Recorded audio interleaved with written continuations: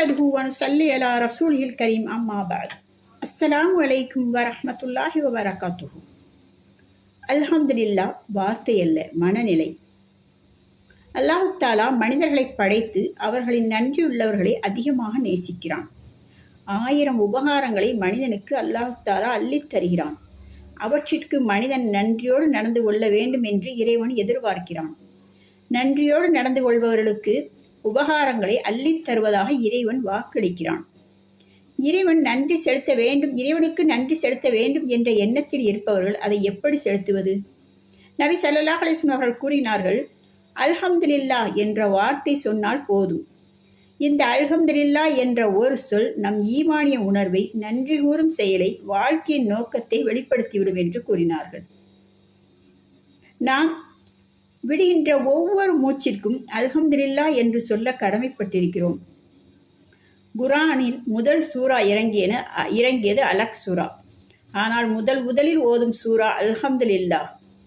இன்னும் 6வது சூரா, இன்னும் 18வது அல் கஃப் சூரா, இன்னும் சூரா சபா, இன்னும் சூரா ஃபாத்திர், இவை எல்லாம் அல்ஹம்துலில்லா என்று துவங்குகிறது. தொழுகையின் துவக்கத்திலும் அல்ஹம்துலில்லா என்ற ஃபாத்திஹா சூறாவையே நாம் ஓத ஆரம்பிக்கிறோம். அல்ஹம்துலில்லா என்ற வார்த்தை வானத்திலும் வாழ்க்கையிலும் வளத்திலும் திறக்கின்ற ஒரு சாவியாக இருக்கிறது. நபி ஸல்லல்லாஹு அலைஹி வஸல்லம் அவர்கள் எப்போது துவா கேட்டாலும் அல்ஹம்துலில்லா என்ற வார்த்தையை முன்வைத்துதான் துவா கேட்பார்கள். அல்லாஹ்விற்கு மிகவும் பிடித்தமான வார்த்தை அல்ஹம்துலில்லா. சொர்க்கத்தில் பாபுல் ஹம்த் என்ற புகழ் வாசல் என்று ஒரு வாசல் இருக்கிறது. அதிகமாக அல்ஹம்துலில்லா என்று சொல்பவர்கள் அந்த வாசல் வழியே நுழைவார்கள் இன்ஷா அல்லாஹ். நபி ஸல்லல்லாஹு அலைஹி வஸல்லம் அவர்கள் கூறினார்கள், அல்ஹம்துலில்லா என்ற வார்த்தை நன்மையின் தராசு தட்டை கணக்கு செய்கிறது. நாம் எத்தனை தடவை அல்ஹம்துலில்லா என்று கூறுகிறோம் யோசிக்க வேண்டும். இன்னும் குர்ஆன் சொல்கிறது, சொர்க்கவாசிகள் அவர்களுக்குள் பேசிக்கொள்வார்கள். உரையாடலை முடிக்கும் போது வாஹிர் தஅவானா அனில் ஹம்துலில்லாஹி ரப்பில் ஆலமீன் என்ற அல்ஹம்துலில்லா என்ற வார்த்தையோடு முடிப்பார்கள். நபி ஸல்லல்லாஹு அலைஹி வஸல்லம் அவர்கள் கூறினார்கள், சுப்ஹானல்லாஹ் அல்ஹம்துலில்லா என்ற சொல் மனிதர்களுக்கு பூமியிலும் ஆகாயத்திலும் நன்மைகளை நிரப்பித் தந்துவிடும் என்று கூறினார்கள். எனவே அல்ஹம்துலில்லா என்ற வார்த்தை நம் வாழ்வில் அதிகமாக பயன்படுத்துவோம். அது நம் நன்றியுணர்ச்சியை வெளிப்படுத்திவிடும். இறைவனின் சிந்தனை என் உள்ளத்தில் எப்போதும் இருக்கும் என்று நிரூபிக்கிற ஒரு நிலையை உருவாக்கி தருகிறது. இன்னும் அல்லாஹ் தாலா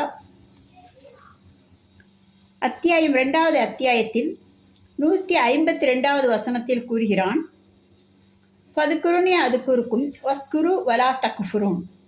எனவே என்னை நீங்கள் நினையுங்கள், உங்களை நான் நினைப்பேன். எனக்கு நீங்கள் நன்றியுடன் நடந்திடுவீர், எனக்கு நன்றி செலுத்த மறவாதீர் என்று கூறுகிறான்.